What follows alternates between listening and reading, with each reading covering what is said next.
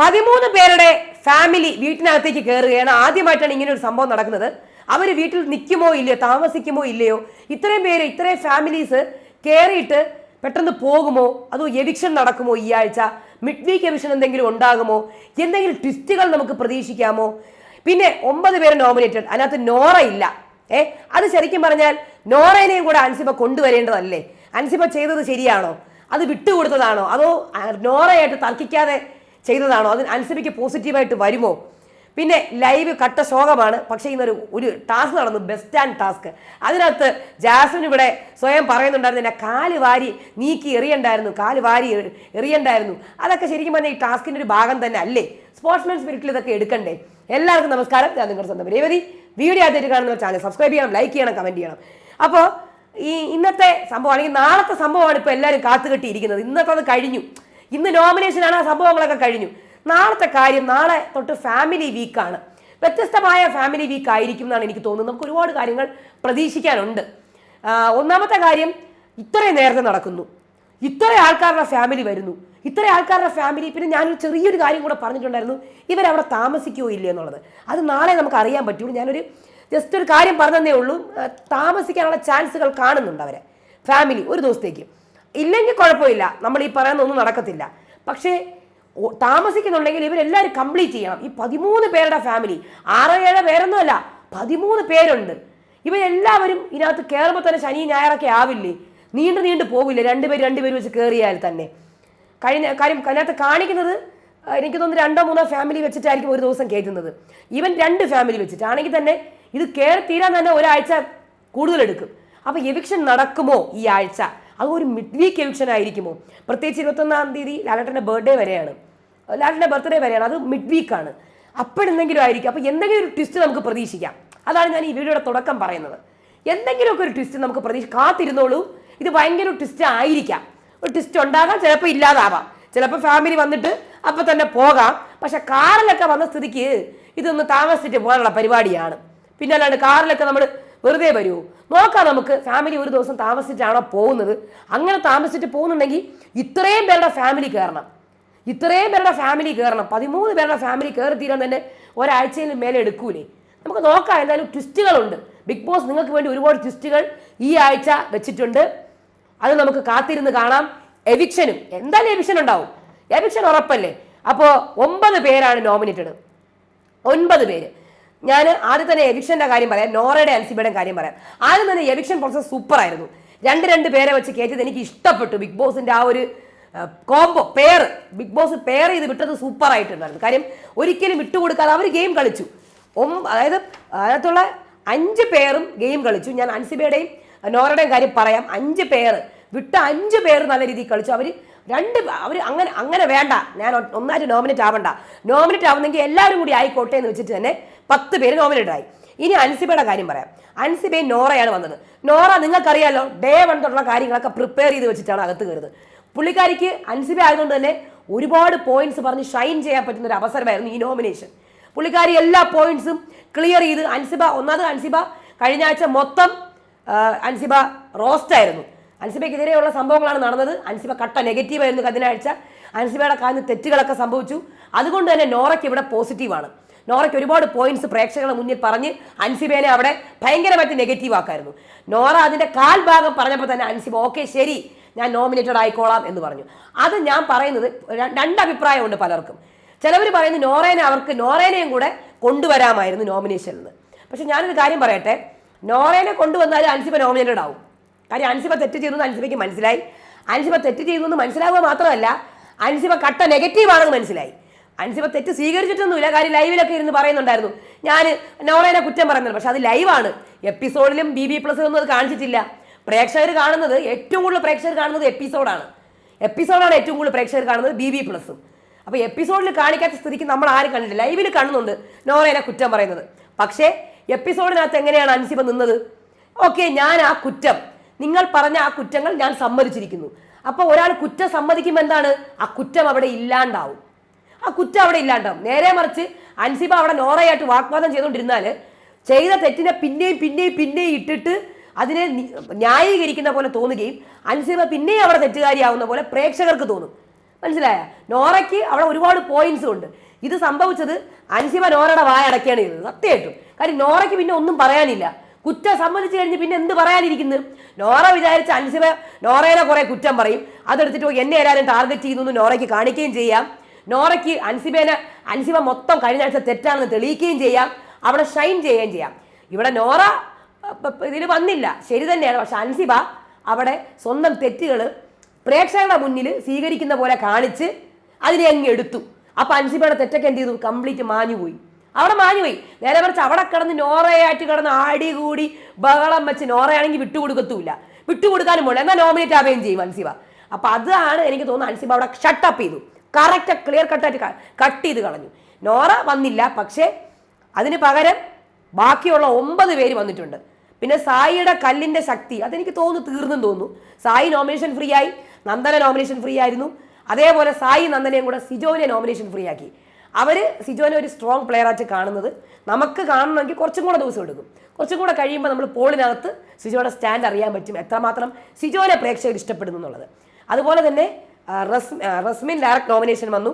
അങ്ങനെ ജാസ്മിൻ, ജിൻഡോ, അഭിഷേക്, ശ്രീതു, റസ്മിൻ, അപ്സര, ഋഷി, അർജുൻ, അൻസിബ, ഇത്രയും പേരാണ് ഈ ആഴ്ച നോമിനേറ്റഡ് ആയ 9 പേർ. ആദ്യം 10 പേരായിരുന്നു, സിജോനെയും കൂടെ അവർ സേവ് ചെയ്തിട്ട് ബാക്കിയുള്ള 9 പേരെ ഡയറക്റ്റ് നോമിനേഷനിലിട്ടു. ഇനി ഇതിനകത്തുനിന്ന് പോകുന്ന ആൾക്കാരൊക്കെ പ്രെഡിക്റ്റഡ് ആയിരിക്കും. ഇനി അങ്ങോട്ട് ഔട്ടാവുന്ന കണ്ടസ്റ്റൻസ് എല്ലാം നമുക്ക് പ്രെഡിക്റ്റ് ചെയ്യുന്ന ആൾക്കാരായിരിക്കും ഔട്ടാവുന്നത് ഒരു പരിധി വരെ. ഈ നോമിനേഷൻ ഇത്രയും അവർ ഇട്ടത് കൊണ്ട്, 9 പേരെ ഇട്ടത് കൊണ്ട്, നേരെ മറിച്ച് 3-4 പേരെ ഇട്ടിരുന്നെങ്കിൽ അല്ലെങ്കിൽ 5 പേരെയൊക്കെ ഇട്ടിരുന്നെങ്കിൽ ഏറ്റവും കൂടുതൽ സ്ട്രോങ് പ്ലെയർ പോകാൻ ചാൻസ് ഉണ്ടായിരുന്നു. കഴിഞ്ഞ സീസണിൽ ഇതേ ടാസ്ക് നടന്നപ്പോൾ ആണ് സാഗർ പോയത്. അതൊരു സ്ട്രോങ് പ്ലെയർ ആയിരുന്നു, അൺഫെയർ എവിക്ഷൻ ആയിരുന്നു. അതുപോലെ സമ്മതിക്കാതിരുന്നത് നന്നായി. കാര്യം വീക്ക് പ്ലെയേഴ്സ് പോകട്ടെ, ടിക്കറ്റ് ഫിനാലേക്ക് മുന്നേ വീക്ക് പ്ലെയേഴ്സ് പോകട്ടെ. പിന്നെ എവിക്ഷൻ പ്രഡിക്റ്റബിൾ ആണ്, അത് വിട്ടുകൊടുത്തിരുന്നെങ്കിൽ വീക്ക് പ്ലെയേഴ്സ് പോയേനെ. പിന്നെ ലൈവ് കട്ട ശോകമായിരുന്നു, ഒന്നും ഉണ്ടായിരുന്നില്ല. പിന്നെ ഒരു കാര്യം ഉണ്ടായത്, സിജോ നോറയ്ക്ക് എഗൻസ്റ്റ് ആയിട്ടുള്ള ഗെയിം നിർത്തലാക്കി. അത് സ്പോൺസർ ടാസ്കിലാണ് സിജോ പറഞ്ഞത്. ഇനി സിജോയുടെ എയിം വേറെയാണെന്നാണ് എനിക്ക് തോന്നുന്നത്. പിന്നെ അത് ഫാമിലി കയറുമ്പോഴും വേറെ മാറ്റങ്ങളുടെ ഗെയിമിലല്ല, ഒരു ചേഞ്ച് ഉണ്ടാവും, അത്രയേ ഉള്ളൂ. പിന്നെ നന്ദന ക്യാപ്റ്റനായിട്ട് ആദ്യത്തെ ഏക ക്യാപ്റ്റൻ, അതായത് ഏറ്റവും കൂടുതൽ പവർ ടീമിൻ്റെ കീഴിലല്ലാത്ത ഒരു ക്യാപ്റ്റനായിട്ട് നന്ദന സ്ഥാനം ഇന്ന് ആരോഹണം ചെയ്തു. അപ്പോൾ നന്ദന ഇവിടെ ഭയങ്കര സ്ട്രിക്റ്റ് ആയിട്ടുള്ള ക്യാപ്റ്റൻ, എന്നൊക്കെ പറഞ്ഞ് കുറച്ച് ഓവർ സ്ട്രിക്ട്നെസ് ഒക്കെ കാണിക്കുന്നുണ്ട്. പക്ഷെ നന്ദനയുടെ സ്ട്രിക്ട്നെസ് ഒന്നും അധികം നെഗറ്റീവ് അടിക്കില്ല. കാര്യം ഫാമിലി കയറുന്നുണ്ട്, അതിലങ്ങ് മാഞ്ഞു പോകും. ഇന്ന് മാത്രമേ നന്ദനയ്ക്ക് പെർഫോം ചെയ്യാൻ പറ്റൂ. നാളെ തൊട്ട് നന്ദന മിക്കവാറും ഫാമിലിയൊക്കെ കയറുന്നുണ്ടെങ്കിൽ അതിന് മാഞ്ഞു പോകാനാണ് ചാൻസ്. നന്ദന കറക്റ്റായിട്ട് പോകുന്നുണ്ട്, ഒരു പൊടിക്ക് ലേശം എവിടെയോ ഓവറാവുന്നുണ്ട്, അത് കുഴപ്പമില്ല, ശരിയായിക്കോളും. ഇനി അടുത്തത് പവർ റൂം ഒക്കെ മാറി ഡ്യൂട്ടീസ് ഒക്കെ ഡിവൈഡ് ചെയ്തു. പഴയ ബിഗ് ബോസ് പോലെയായി 4 ടീമാക്കി. 4 ടീം അനുസരിച്ചാണ് റൂം ഡിവൈഡ് ചെയ്യുന്നത്. റൂമിലൊന്നും ഒരു പവറില്ല, എവിടെ വേണോ കിടക്കാം. പക്ഷേ നന്ദന ഡിവൈഡ് ചെയ്ത റൂമിലേ കിടക്കാൻ പറ്റത്തുള്ളൂ. പിന്നെ ഇന്ന് ലാസ്റ്റ് BB+ കാണിച്ചതിൽ ഒരു ടാസ്ക് ഉണ്ടായിരുന്നു, ബസ് സ്റ്റാൻഡിൻ്റെ ടാസ്ക്. കഴിഞ്ഞ സീസണിൽ നടന്ന അതേ ടാസ്ക്കാണ്. പക്ഷെ അതിനകത്ത് അവിടെ ജാസ്മിൻ പറഞ്ഞു, ജാസ്മിൻ്റെ കാലിനെ വലിച്ചിങ്ങനെ ഇട്ടെന്ന്. 1 തവണ 2 തവണ ഇട്ടതായിട്ട് ഞാൻ കണ്ടു. പക്ഷെ ഇതിനെക്കാട്ടി നമ്മൾ കഴിഞ്ഞ സീസണിൽ ഇതേ ടാസ്ക് കണ്ടതുകൊണ്ട് നമുക്കൊരു റെഫറൻസ് ഉണ്ട്. കാര്യം ഇതിൻ്റെ അപ്പുറം കഴിഞ്ഞ സീസണിൽ നടന്നിട്ടുണ്ട്. എത്ര പ്രാവശ്യമാണ് ശോഭനെ വലിച്ച് എറിയണത്, വലിച്ചെറിയും കയറും. അപ്പോൾ അത് വെച്ച് നോക്കുമ്പോൾ ഇന്ന് അതിനകത്ത് ജാസ്മിൻ കയറുന്ന ജാസ്മിൻ്റെ സ്ട്രാറ്റജി ആണെങ്കിൽ അപ്പുറത്തേക്ക് കാലി വിളിച്ചിരുന്നത് അവരുടെ സ്ട്രാറ്റജിയാണ്. അത്രേ പറയാനുള്ളൂ. ശരിക്കും പറഞ്ഞാൽ നിന്നിരുന്നെങ്കിൽ കുറച്ചും കൂടെ ഐഡിയൽ ആയേനെ അവസാന റൗണ്ടുകളിൽ. അപ്പോൾ എന്തായിരുന്നാലും അഭിഷേക് നല്ല രസമായിട്ട് സൂപ്പറായിട്ട് കളിച്ച് ആ ടാസ്ക് ജയിച്ചു. അപ്പോൾ ഇതാണ് ഇന്നത്തെ മെയിൻ എപ്പിസോഡ് ഹൈലൈറ്റ്. നേരെ നമുക്ക് എപ്പിസോഡിലേക്ക് പോകാം. മെയ് 13 രാവിലെ പാട്ടൊക്കെ കഴിഞ്ഞിട്ട് ഫ്രണ്ടിൽ ഇരിക്കുകയാണ് ഗാർഡൻ ഏരിയയിലെ. ആരൊക്കെയുണ്ട്? സിജോ, നമ്മുടെ നന്ദന, അതേപോലെ തന്നെ ആരാ, സായി. അപ്പൊ സിജോ, എന്താ എന്റെ പരാതി? എന്ത് കേട്ട് പരാതി? പരാതി ഉണ്ട്, പരാതി വായിച്ചു നോക്ക്. ഓരോ ദിവസവും രാവിലെ കുളിക്കാൻ വേണ്ടി 2 വ്യക്തികൾ ഇവിടെ കയറും, നോറയും ജാസ്മിനും. മണിക്കൂറുകളോളം കുളിച്ചുകൊണ്ടിരിക്കുകയാണ്. നമുക്ക് പുറത്ത് നമ്മൾ കാത്തുകെട്ടി കിടക്കുകയാണ് ചെയ്യുന്നത്. ഒന്നെങ്കിൽ ഒരു വീക്കെൻഡിൽ കുളിക്കണം, അല്ലെങ്കിൽ രാവിലെ എണീറ്റ് കുളിക്കണം. ഈ പരാതിക്ക് എന്തായാലും ഒരു പരിഹാരം വേണം. ശരി, അപ്പോൾ നോക്കുമ്പോൾ ജാസ്മിനോടെ മുടിയൊക്കെ തോർത്തി വരുന്നുണ്ട്. അപ്പോൾ സിജോ, ജാസ്മിനെ എന്ത് കുളിയായി കുളിക്കണത്? എന്ത് നീരാട്ടാണിത്? നമ്മൾ വെള്ളം പോലും വീഴുന്ന ശബ്ദം കേൾക്കുന്നില്ലല്ലോ. മുടിയൊക്കെ മാറ്റി വെച്ചിട്ടാണോ കുളിക്കുന്നത്? മുടി ജാസ്മിൻ്റെ ഇതാണല്ലോ, അപ്പോൾ മാറ്റി വെച്ചാണോ കുളിക്കുന്നത്? പിന്നെ അപ്പം ജാസ്മിൻ, പിന്നെ ഇപ്പം കുളിച്ചാലും കുറ്റം, കുളിച്ചില്ലെങ്കിലും കുറ്റം. പിന്നെ ഇപ്പം കഷ്ടപ്പെട്ട് ഞാൻ രാവിലെ കുളിക്കുന്നെങ്കിലും ഉണ്ട്. അപ്പം നന്ദന, കുളിക്കാൻ സമയം കൊടുക്കണം. വേറെ പ്രശ്നമൊന്നുമില്ല, കുളിച്ചോട്ടെ, വേറെ കുഴപ്പമൊന്നുമില്ല. അപ്പോൾ സിജോ കുളിച്ചോട്ടെ, പക്ഷേ രാവിലെ ഉള്ള കുളി പറ്റൂല. ഇതെന്തോന്നിത്, നമുക്കാർക്കും കുളിക്കണ്ടേ, നമുക്കാർക്കും കയറണ്ടേ? അപ്പോൾ ജാസ്മിൻ എനിക്ക് ഇച്ചിരി കുളിക്കാൻ സമയമൊക്കെ വേണം. അപ്പോൾ സിജോ എന്നാൽ പിന്നെ ഒരു കാര്യം ചെയ്യും, രാത്രി നേരത്തെ ഇത്രയ്ക്ക് കുത്തി കഴുകാനായിട്ട് അവിടെ എന്താ ഉള്ളത്? ഓ പിന്നെ വെളുപ്പാങ്കാലത്ത് കുളിക്കണം. അപ്പോൾ ജാസ്മിൻ ഇല്ല, എനിക്ക് ഇപ്പം തന്നെ കുളിക്കണം. ഓ പിന്നെ ഇത്രയ്ക്ക് വന്ന് കുത്തി കുത്തി കുളിക്കാൻ എന്താ ഉള്ളത്? എനിക്ക് കുത്തി കുത്തി കുളിക്കണം. അത് പറ്റത്തില്ല, നമ്മൾ സമരം ചെയ്യും, ബാത്റൂമിനകത്ത് കയറിയിരുന്ന് സമരം ചെയ്തോ എന്ന് പറയുന്നുണ്ട്. അത് കഴിഞ്ഞ് ശ്രീതു അർജുൻ. അപ്പോൾ ശ്രീതു അർജുനും വിഷമായ പറക്കുകയാണ്. അപ്പോൾ ശ്രീതു പോട്ട് കുഴപ്പമില്ല, എന്തായാലും പവർ റൂം മാറ്റേണ്ട ആവശ്യം ഉണ്ടായിരുന്നില്ല, പേര് പീപ്പിൾസ് റൂം റൊമ്പ കുഴപ്പമില്ല, താമരയിലേക്ക് കിടക്കണം എന്ന് എനിക്ക് ഭയങ്കര ആശை. അപ്പോഴത്തേക്കും അർജുൻ നീ എപ്പോഴും താമരയിലെന്ന് പറയാതെ അപ്പോൾ ആരെങ്കിലും കയറി കിടക്കും, നീ പോയി കിടക്കാൻ നോക്കുക. അപ്പോൾ ശ്രീതു നന്ദന എന്നോട് പറഞ്ഞിട്ടുണ്ട് ഞങ്ങൾക്ക് തരില്ല എന്നൊക്കെ കളിയാക്കി നോക്കാം. പക്ഷെ ജിനു ചേട്ടനും ഭയങ്കര വിഷമം. കുഴപ്പമില്ല, നമുക്ക് എന്തായാലും ഇത് വെച്ച് സന്തോഷിക്കാം. അത് കഴിഞ്ഞിട്ടാണ് നന്ദനയുടെ ക്യാപ്റ്റൻസി കൈമാറ്റം. അങ്ങനെ ഋഷി എന്നാ പിടിച്ച. അപ്പം ബിഗ് ബോസ് പറയുന്നുണ്ട്, ബിഗ് ബോസിലെ ഈ സീസണിലെ ആദ്യത്തെ സ്വതന്ത്ര ക്യാപ്റ്റൻ, പവർ ടീമിൻ്റെ അധികാരത്തിലല്ലാത്ത സ്വതന്ത്ര captain. Thank you Bigg Boss, thank you. അപ്പോൾ ടീം ഡിവൈഡ് ചെയ്യൂ. ഓക്കെ ശരി, ജോലിക്കനുസരിച്ച് വേണം ആൾക്കാരെ കയറ്റാൻ. ശരി ബിഗ് ബോസ്, ഓക്കെ. അപ്പോൾ അങ്ങനെ ബാത്റൂം നമുക്ക് സായി ചേട്ടൻ ആയിക്കോട്ടെ, സിജോ, അപ്സര. പിന്നെ ഫ്ലോറ് കണ്ടെത്താൻ അറിഞ്ഞൊരു തറകൾ. അപ്പോൾ ജാസ്മിൻ, അഭിഷേക്, അതേപോലെ അർജുൻ. പിന്നെ വെസല്, അത് ചിഞ്ചു ചേട്ടനും നമ്മുടെ ആരാണ് റസ്മിനും. പിന്നെ കിച്ചൺ ടീം ബാക്കിയുള്ള ആൾക്കാർ അൻസിബ, ഋഷി, ശ്രീതു, നോറ. അപ്പോൾ ബിഗ് ബോസ് ഒരു റൂമിനും ഒരു പ്രത്യേകതയില്ല, ഒരു പവറും ഇല്ല. ആർക്ക് വേണോ എവിടെ വേണോ കിടക്കാം. പക്ഷെ ഡിവൈഡ് ചെയ്യേണ്ടത് ഡ്യൂട്ടിക്ക് അനുസരണം വേണം റൂം ഡിവൈഡ് ചെയ്യാൻ.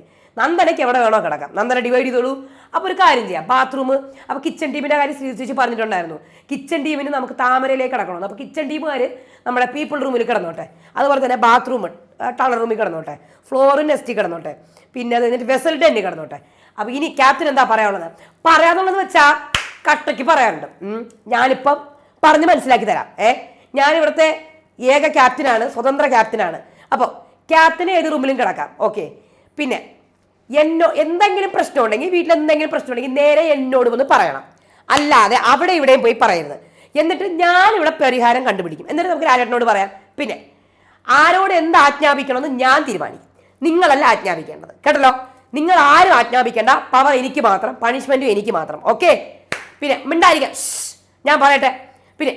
പിന്നെ ബാത്റൂമിൻ്റെ കാര്യം പറയുകയാണെങ്കിൽ, എപ്പം മുടി കിടന്നാലും ഞാൻ നിങ്ങളെ ഡയറക്റ്റ് ബാത്റൂം ടീമിനായിരിക്കും പിടിക്കണത്, വേറെ ആരെയും പിടിക്കേണ്ട എനിക്ക് ആവശ്യമില്ല. അതുപോലെ തന്നെ ഫ്ലോറിൽ ഒരു പൊടി കണ്ടാൽ ഞാൻ ഫ്ലോർ ടീമിനായിരിക്കും പിടിക്കുന്നത്, വേറെ ഒന്നുമല്ല.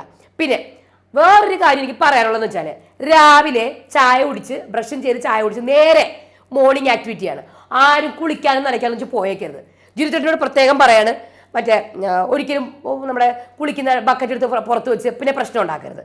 പിന്നെ പറയാനുള്ളത്, ഞാൻ ലീവിങ് ഏരിയയിൽ ശബ്ദിക്കാതെ ആരും ശബ്ദിച്ചു പോരുതാരും, കേട്ടല്ലോ.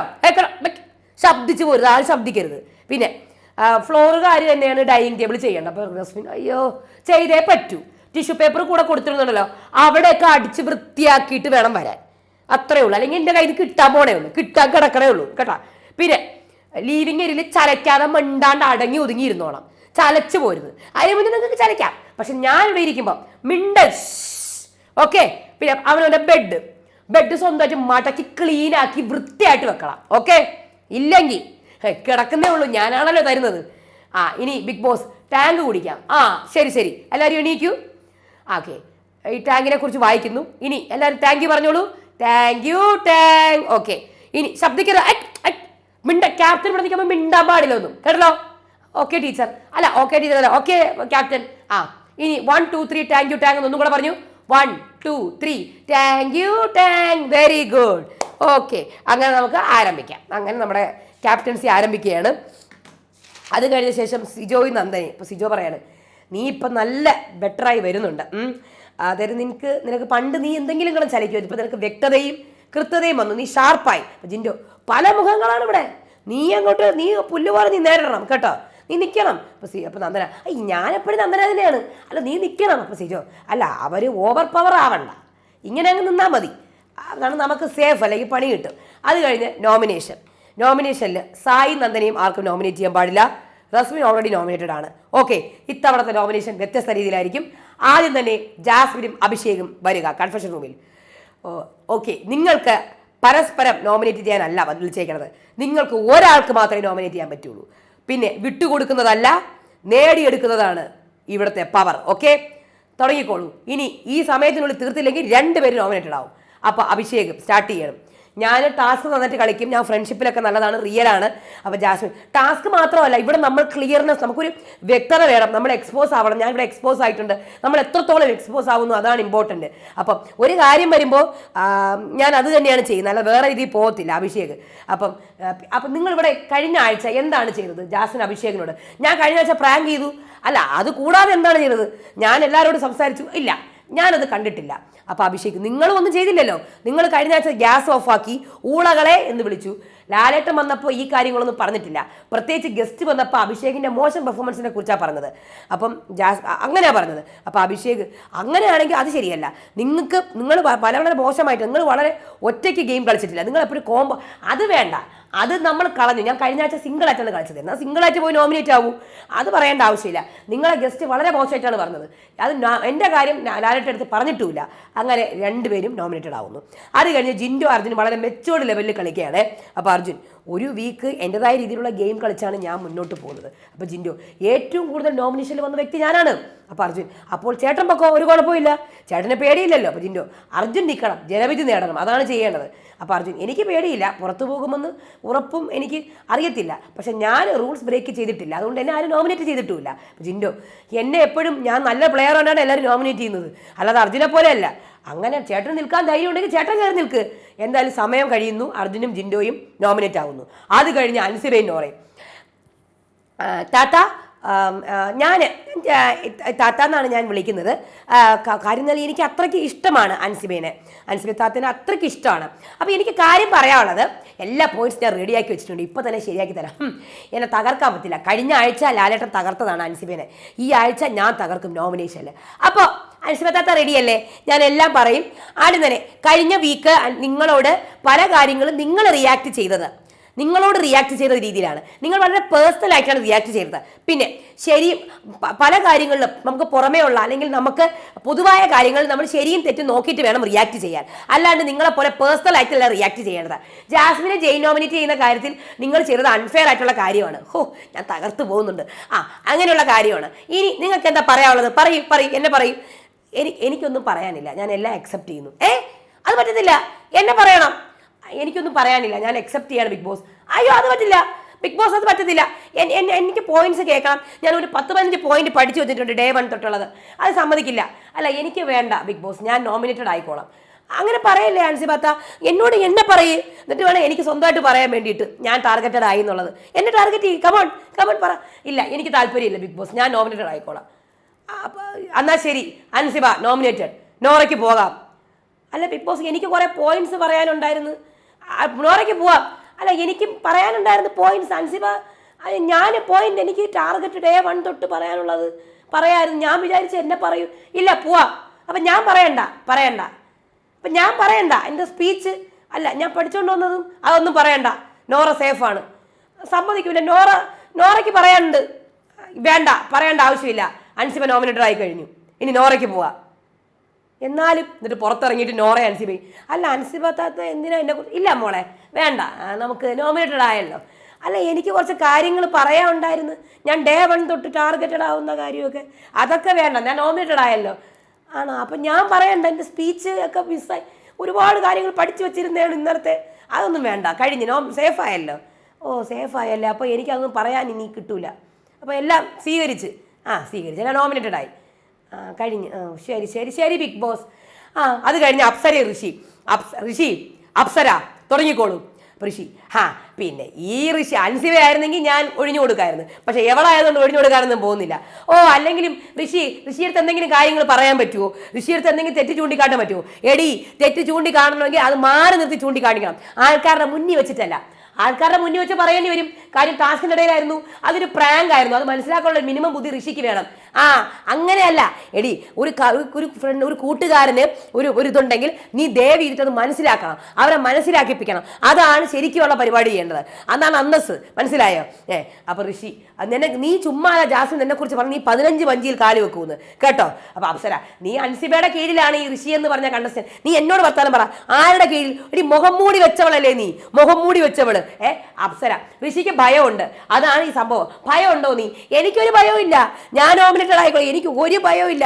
പിന്നെ സമയം കഴിഞ്ഞിരിക്കുന്നു, എനിക്ക് കുറച്ച് പറയാനുണ്ട്. ആർക്കാണ് ഭയം? എനിക്ക് അവിടെ ഭയം ഇരിക്കുന്നത്, എനിക്ക് ഒരു ഭയമില്ല. പക്ഷെ നിന്റെ മുന്നിൽ ഞാൻ നോമിനേറ്റഡ് ആവൂല. അപ്പൊ അപ്സര, അതെങ്ങനെയാണ് ബിഗ് ബോസ്? ഋഷിക്ക് കണ്ടോ ഭയമില്ലെന്നും പറയുന്നു, ഇപ്പൊ കണ്ടില്ലേ? ഇതാണ് ഋഷിയുടെ പ്രശ്നം. എല്ലാ കാര്യങ്ങളും വളരെ, നീ കൂടുതലൊന്നും പറയണം. നിന്റെ മുഖം മൂടി, സമയം കഴിഞ്ഞിരിക്കുന്നു, നിന്റെ മുഖം മൂടി വലിച്ചു കീറി നീ ഇങ്ങനത്തെവളാണ്. നീ ചിരിച്ചുകൊണ്ടിരിക്കുന്ന കൊല്ലുന്ന ആളാണ്. സമയം കഴിഞ്ഞു, നിങ്ങൾ രണ്ടുപേരും നോമിനേറ്റഡ്. മിണ്ടായിരിക്കും big boss. പിന്നെ നിന്റെ കാര്യം, നിന്റെ മുഖം മൂടി വലിച്ചു കീറും, നിന്റെ ചിരിക്കുന്ന മുഖം ആൾക്കാരറിയും. അപ്പോൾ ഇല്ല, ഋഷിയുടെ കാര്യം എനിക്ക് പറയാനുള്ളത് ബിഗ് ബോസ്, ഋഷി വളരെ ടാസ്ക് ഒക്കെ വളരെ, സമയം കഴിഞ്ഞു, മിണ്ടായിരിക്കും. ടാസ്ക് ഒക്കെ ഋഷി വളരെ സീരിയസ് ആയിട്ടാണ് എടുക്കുന്നത്. നിങ്ങൾ രണ്ടുപേരും നോമിനേറ്റഡ്, അതൊന്നും പറയണ്ട. ഈ ഋഷി എന്ന് പറഞ്ഞല്ലേ ടാസ്ക് വളരെ സീരിയസ് ആയിട്ട് എടുക്കുക. പേഴ്സണലായിട്ട് എടി പോടി വാടി, എടി നിന്റെ മുഖം മൂടി വലിച്ചു കീറാൻ എനിക്ക് നേരെ, നാട്ടുകാർ കണ്ടുകൊണ്ടിരിക്കാൻ നീ ചിരിച്ചോണ്ട്. സമയം കഴിഞ്ഞിരിക്കുന്നു, മതി. കഴിഞ്ഞ സമയം നോമിനേറ്റഡ് ആയി. ഇനിയാണ് എനിക്ക് ആശ്വാസം, രണ്ടുപേരും പോയി. അത് കഴിഞ്ഞ് സിജോയും ശ്രീതു. സിജോ ഏറ്റവും കൂടുതൽ നോമിനേഷൻ ഫ്രീ ആയത് ഈ ശ്രീതുവാണ്. പവർ റൂം കിട്ടിയിട്ടില്ല, ക്യാപ്റ്റൻസി കിട്ടി. എന്തായാലും ഞാൻ എല്ലാ വീക്കിലും ഞാൻ വന്നപ്പോൾ തന്നെ നോമിനേഷനിലുണ്ട്. എൻ്റെ ഹെൽത്ത് കണ്ടീഷൻസും സംസാര പരിമിതിയൊക്കെ എനിക്കുണ്ട്. എന്നാലും ഞാൻ ഇവിടെ എല്ലാ നോമിനേഷനിൽ വന്ന് നിൽക്കുകയാണ്. ഒരു മനുഷ്യത്വം എന്ന് പറഞ്ഞ വാക്ക് സിജോ ഉപയോഗിച്ചു കേട്ടോ. മനുഷ്യത്വം കാണിക്കാം. അപ്പോൾ ശ്രീതു, അത് കിട്ടാതിരുന്നത്, ഞാൻ നോമിനേറ്റഡ് ആവാതിരുന്നത് എൻ്റെ കുറ്റമല്ലല്ലോ സിജോ. എതിരാളികൾ ഇല്ലാത്തതാണ് നിങ്ങൾക്ക് ഗെയിം ഇല്ലാത്തത്. അപ്പോൾ ശ്രീതു, ഞാനെന്ത് ചെയ്യാൻ എനിക്ക് എതിരാളികളില്ലാത്തതിന്? സിജോ, ഞാനും റിയൽ ആയിട്ടാണ് നിൽക്കുന്നത്. അപ്പോൾ ശ്രീതു, ഞാനും റിയൽ ആയിട്ടാണ് നിൽക്കുന്നത്. അപ്പോൾ ശ്രീതു, ആവശ്യമില്ലാത്ത കാര്യങ്ങൾ ഞാൻ സംസാരിച്ചിട്ടില്ല. അപ്പോൾ സിജോ, ആവശ്യമുള്ള എന്ത് കാര്യമാണ് നിങ്ങൾ സംസാരിച്ചത്? ഞാൻ പല കാര്യങ്ങളും സംസാരിക്കും. അവിടെയാണ് പ്രശ്നം. നിങ്ങൾ പലതും ഇൻവിസിബിൾ ആയിരുന്നു. അപ്പോൾ ശ്രീതു, ഇൻവിസിബിൾ ആവുന്ന എൻ്റെ ഗെയിം ആണെങ്കിലോ? അങ്ങനെ പറയാൻ പറ്റത്തില്ല, അത് പറയാൻ പറ്റില്ല. ഞാൻ എല്ലാ വിഷയത്തിലും കയറി ഇടപെടും. അങ്ങനെ എല്ലാ വിഷയത്തിലും ഞാൻ ഇടപെടത്തില്ല. അത് എൻ്റെ ഗെയിമാണ്, അത്രേ ഉള്ളൂ. അപ്പോൾ സിജോ, നിങ്ങളുടെ കോംബോയും നിങ്ങൾ പല കാര്യങ്ങളും ക്യൂട്ട്നെസ് ഒക്കെ കാണിച്ചിട്ടുള്ള പ്രശ്നങ്ങൾ മാത്രമേ ഉള്ളൂ നിങ്ങളത്. അപ്പോൾ അതൊന്നും പറയേണ്ട ആവശ്യമില്ല. നിങ്ങൾക്ക് ഡയലോഗ്സും സംസാരവും മാത്രമല്ലേ ഉള്ളൂ. അങ്ങനെ രണ്ടുപേരും ഈക്വലായിട്ട് പോകുന്നു. അങ്ങനെ സിജോയും ശ്രീതു നോമിനേറ്റഡ് ആവുന്നു. അത് കഴിഞ്ഞ് ശരി, അതിൻ്റെ ഇടയിൽ കൂടെ അവിടെ അടുത്ത് പോകേണ്ടത് ഋഷിയാണല്ലോ. അല്ല, അടുത്ത് നന്ദനയും സായിയാണ് പോകേണ്ടത്. എൻ്റെ ഇടയിൽ കൂടെ ക്യാപ്റ്റൻ, ആരും മിണ്ടാൻ പാടില്ല. മിണ്ടരുന്നല്ലേ പറഞ്ഞത്? നന്ദന, മിണ്ടിപ്പോരുത്, കൊല്ലു ഞാൻ. അതെ, നോക്കിക്കോ, കാണിച്ചു ഞാൻ നോക്കി, നല്ല ശിക്ഷ കിട്ടും, പണിഷ്മെന്റ് കിട്ടും. അപ്പം നന്ദനയും സായിയും വരൂ എന്ന് പറയുന്നുണ്ട്. അപ്പോഴത്തേക്ക് ഉടനെ തന്നെ ആ സമയത്ത് ഋഷി, എക്സ് ക്യാപ്റ്റൻ, മിണ്ടരുത്, നന്ദനെ പോലെയൊക്കെ കാണിക്കുന്നുണ്ട്. അതൊക്കെ നല്ല രസമുണ്ടായിരുന്നേ. അപ്പോൾ അങ്ങനെ 10 പേരെ ആദ്യം എണീപ്പിച്ച് നിർത്തുന്നു. അത് കഴിഞ്ഞ് ഇവരാണ് നോമിനേറ്റഡ്. ഇനി സായി നന്ദനെ അകത്തേക്ക് വരും. അപ്പം നോറ എന്നൊക്കെ പറഞ്ഞു കൊടുക്കുന്നുണ്ട്. അപ്പം ബിഗ് ബോസ് അകത്ത് വിടുമ്പോൾ നിങ്ങൾക്ക് ഒരാളെ രക്ഷിക്കുകയാണ് വേണ്ടത്. അവിടെ തന്നെ അവർക്ക് ഒരു പേരേ ഉള്ളൂ, സിജോ. അങ്ങനെ സിജോ സേവ്ഡ് ആവുന്നു, നോറ സേവ്ഡ് ആവുന്നു, നന്ദന സേവ്ഡ് ആവുന്നു, സായി സേവ്ഡ് ആവുന്നു. റസ്മിൻ, അൻസിബ, ജിൻഡോ, അർജുൻ, ഋഷി, ശ്രീതു, ജാസ്മിൻ, അപ്സര, അഭിഷേക്, ഇത്രയും പേര് നോമിനേറ്റഡ് ആവുന്നു. അത് കഴിഞ്ഞ ശേഷം കംഫോർട്ട് സ്പോൺസേർഡ് ടാസ്ക്കാണ് നടക്കുന്നത്. 6 ബോട്ടിൽസ് എടുത്ത് വെച്ചിട്ടുണ്ട്. ഓടിപ്പോയി 6 ബോട്ടിൽ എടുക്കണം. എന്നിട്ട് അവരുടെ കംഫോർട്ട് പാർട്ട്ണറിനെ കാണിക്കണം. സിജോ നോറേനെ വിളിക്കുന്നു. എന്നിട്ട് എല്ലാ കാര്യങ്ങളും കഴിഞ്ഞു എന്ന് പറയും. സിജോയുടെ ഗെയിം നോറയുടെ അവസാനിക്കുന്നു കേട്ടോ. കഴിഞ്ഞു, ഈ ആഴ്ച കഴിഞ്ഞു. ഋഷി, അൻസിബ, ജാസ്മിൻ, റിസ്മിൻ, നന്ദന, സായി, ജിൻഡോ, അപ്സര, അർജുൻ, ശ്രീതു. അത് കഴിഞ്ഞിട്ട് ജാസ്മിനും ശ്രീതുവും അൻസിബയും കിച്ചണിൽ കുക്ക് ചെയ്യായിരുന്നേ. ഇടയിൽ കൂടെ എന്തോ പൊട്ടിത്തെറിച്ച് ഒളിച്ചൊളിച്ച് കഴിക്കുന്നുണ്ടായിരുന്നു. സോയ ബീനാന്ന് തോന്നുന്നു, സോയ ചങ്സാന്ന് തോന്നുന്നു. പൊട്ടിത്തെറിച്ച് എൻ്റെ കൂടെ ഒരു കയ്യിൽ ഇങ്ങനെ പൊട്ടിത്തെറിച്ച്. എനിക്ക് സംഭവിക്കും, പൊട്ടിത്തെറിക്കും. ഇവിടെ ഒരു തുള്ളി വീഴും, പിന്നെ കയ്യിലും വീഴും. ഇതൊക്കെ പാടുകളാണ് എൻ്റെ കയ്യിലെ പാടുകൾ. മൊത്തം കിച്ചണിൽ പണിയെടുത്തതിൻ്റെ. അപ്പോൾ അതുപോലെ പണി കിട്ടി കേട്ടോ. അപ്പോൾ എല്ലാവരും ഓടിപ്പോയി. പക്ഷെ പ്രശ്നമൊന്നുമില്ല. നോറ വരച്ചത് തന്നെയാണോ അത്? ഞാൻ ഞെട്ടിപ്പോയി. രാത്രിയിലെ ഒരു മരക്കൂട്ടം, വുഡ്, അതായത് നല്ല രസമുണ്ട് കാണാം. അത് നോറ വരച്ചതാ? എനിക്ക് വിശ്വസിക്കാൻ പറ്റുന്നില്ല. അത് കണ്ടിട്ടൊരു പ്ലേറ്റിൻ്റെ ബാക്കിൽ എന്തായാലും നല്ല ഭംഗിയുണ്ട്. അതായത് നെയിൽ പോളിഷ്, അതേപോലെ തന്നെ അതൊക്കെ നല്ല ഭംഗിയുണ്ട്. നോറ വരച്ചതാണെങ്കിൽ സൂപ്പർ. അങ്ങനെ എപ്പിസോഡ് അവസാനിക്കുന്നു. BB+ സ്റ്റാർട്ട് ചെയ്യാണ്. സാധാരണ ഷോപ്പിംഗ് ആണ്, 2600 രൂപ ഷോപ്പിംഗ് ആയിരുന്നു. പക്ഷെ 500 രൂപ കട്ട് ചെയ്ത് അവർ സാധനങ്ങളൊക്കെ മേടിച്ചു. കൂടുതലാണ് മേടിച്ചത്. പക്ഷേ ബിഗ് ബോസ് പണ്ടത്തെ പോലെ കട്ട് ചെയ്യുന്നൊന്നുമില്ല കേട്ടോ. ഭയങ്കര ബിഗ് ബോസ് ഭയങ്കരമായിട്ട് ഹിന്ദിയിലൊക്കെ ആണെങ്കിൽ ഫുൾ ബഡ്ജറ്റും കട്ട് ചെയ്ത് കളയും. അപ്സരയും സിജോയും നന്ദനയും സായിയും കൂടി ഇരിക്കുകയാണ്. അപ്പം ജാസ്മിൻ അപ്പുറത്തുനിന്ന്, സിജോ കാക്കാ, അപ്പോൾ മോളെ നീ കാക്കാന്ന് തന്നെ വിളിക്കണ്ട കേട്ടാ. ഋഷിയെ കാക്കാന്ന് വിളിച്ചോ, അല്ലെങ്കിൽ റസ്മിനെ കാക്കാന്ന് വിളിച്ചോ, എന്നെ വിളിക്കണ്ട. അപ്പോൾ ഋഷി പോ അവിടെ നിന്ന്. അങ്ങനെയാണെങ്കിൽ ജിൻഡോ കാക്കാന്ന് വിളിക്കുന്നതോ? അത് പറയാൻ പറ്റത്തില്ല.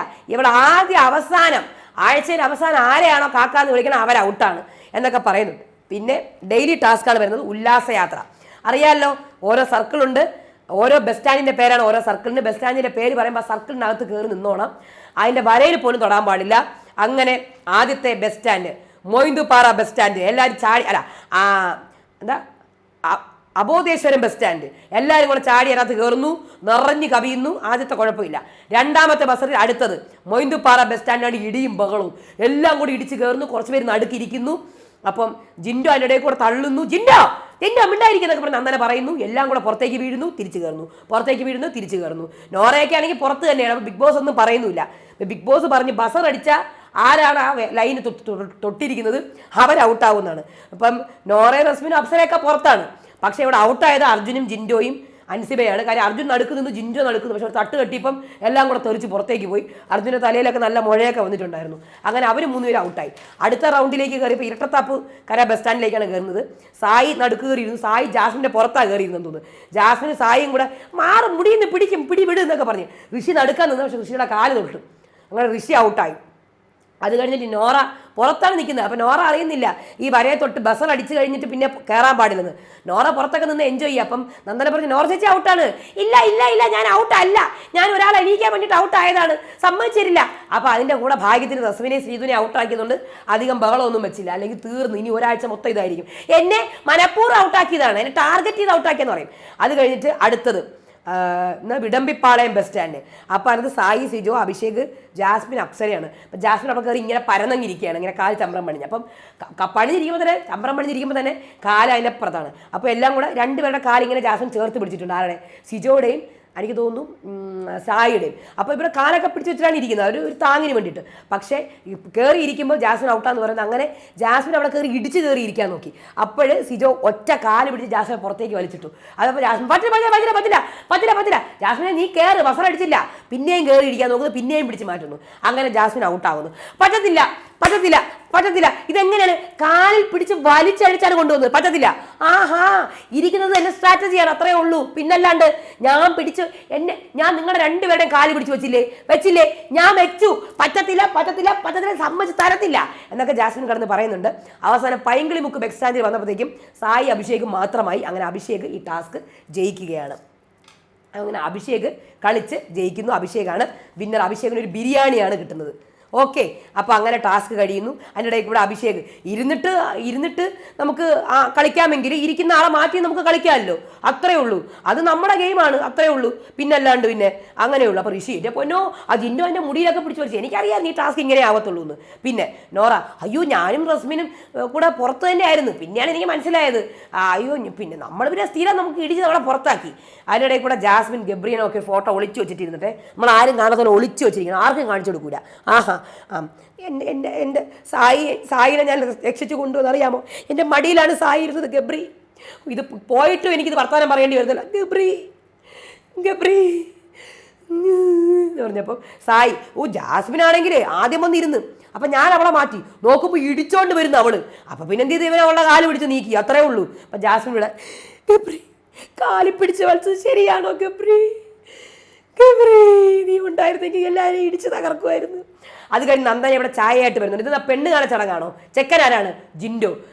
പെണ്ണിൻ്റെ അച്ഛൻ അർജുൻ. മോളെ ഇവനാണോ ചെക്കൻ? ഇവൻ എൻ്റെ കൂടെ പഠിച്ചതാണ് ആണോ? അപ്പോൾ ജിൻഡോ കൈ പറയ്ക്കുന്നു. അയ്യോ അത് എന്താണ് ചായ ചോദിക്കുമ്പോൾ കൈ പറ, അത് പ്രായത്തിൻ്റെതാണെന്നൊക്കെ അഭിഷേക് ഏതൊക്കെ ഷെയിം ചെയ്യുന്നുണ്ട് ജിൻഡോനെ. അത് കഴിഞ്ഞിട്ട് ഗബ്രിയുടെ ഫോട്ടോ നോക്കിയിട്ട് ഒളിച്ച് വെക്ക്, ഞാൻ കാണിച്ചു തരൂല ക്യാമറയിൽ, ഞാൻ ഗബ്രിയുടെ ഫോട്ടോ കാണിച്ചു തരില്ല.